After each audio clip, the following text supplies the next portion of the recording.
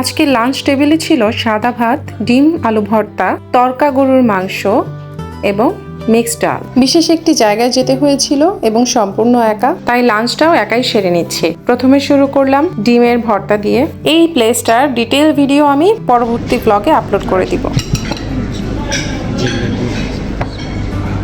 সালাদ তো দিয়ে যাবেন, সালাদ তো দিয়ে যাবেন,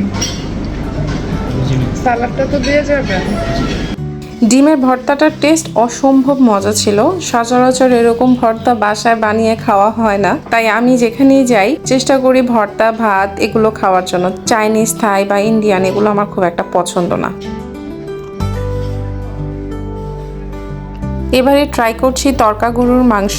এই মাংসটা আমি প্রথমবার খাচ্ছি এবং আমি কোথায় আছি, কোন জেলায় আছি আপনাদের কিছুই আমি বলবো না। আপনারা আমার এই খাওয়ার ভিডিওটা দেখে কমেন্টে জানাবেন যে এটা কোন এলাকার খাবার হতে পারে। যাই হোক, এই তরকা গরুর মাংসটা প্রথমবার যেহেতু এক্সপিরিয়েন্স করলাম, এত মজা ছিল।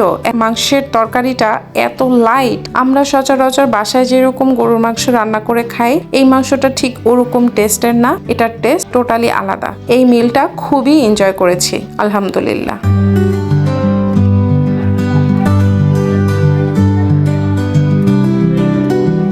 বয়রা লোকটাকে 3বার বলার পরেও খাওয়ার অর্ধেক সময়ে সে এসে সালাদ দিয়ে গেছে। যাই হোক, এবার মিক্সড ডাল ট্রাই করব। মিক্সড ডালটা হচ্ছে সব রকমের ডাল দিয়ে এই ডালটা রান্না করা। এই ডালটা খুবই মজা ছিল। নরম নরম গরুর মাংস দিয়ে যখন ডালটা ট্রাই করছিলাম, মুখের মধ্যে একদম মেল্ট হয়ে যাচ্ছিল।